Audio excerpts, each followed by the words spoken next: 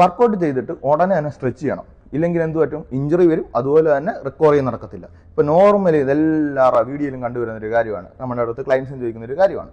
അപ്പൊ നമ്മളൊരു കാര്യം മനസ്സിലാക്കണം, ഇഞ്ചുറിയുടെ കാര്യം. ഇഞ്ചുറി വരുന്നത് സ്ട്രെച്ച് ചെയ്യാത്തതുകൊണ്ടല്ല.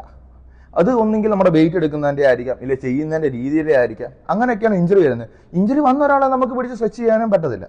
മനസ്സിലായില്ലേ? അപ്പോൾ അതങ്ങ് വിട്ടേക്കുക. പിന്നെ രണ്ടാമത്തെ കാര്യമാണ് റിക്കവറി നടക്കത്തില്ല. ഇത് ചെയ്തില്ലെങ്കിൽ റിക്കവറി നടക്കത്തില്ല, മസിൽ ബിൽഡ് ചെയ്യത്തില്ല. നമുക്ക് എല്ലാവർക്കും അറിയാം, നമ്മൾ എന്താ ചെയ്യുന്ന വർക്കൗട്ട് ചെയ്യുമ്പോൾ ചെറുതായിട്ട് മൈക്രോ ടയേഴ്സ് ഉണ്ടാക്കിയിട്ട് എന്ത് പറ്റും? നമ്മൾ ഫുഡ് കൊടുക്കും. അതായത് നമുക്ക് പ്രോട്ടീൻ അടങ്ങിയ ഫുഡ് കൊടുക്കുക, അതുപോലെ റെസ്റ്റ് കൊടുക്കുക, എങ്കിൽ മാത്രമേ ബിൽഡ് ചെയ്യത്തുള്ളൂ. ജിമ്മിൽ പോകുന്ന എല്ലാവർക്കും അറിയാം. മനസ്സിലായില്ലേ? പിന്നെ ഇതാരും ചിന്തിക്കാറില്ല. നമ്മളവർക്ക് 15-20 സെക്കൻഡ് സ്ട്രെച്ച് ചെയ്ത് പിടിച്ചു, എന്ത് സംഭവിക്കും? ഒന്നും സംഭവിക്കില്ല. സ്ട്രെച്ച് ചെയ്ത് ഇഞ്ചുറി ഉണ്ടാക്കിയ ആൾക്കാർ വരെയുണ്ട്.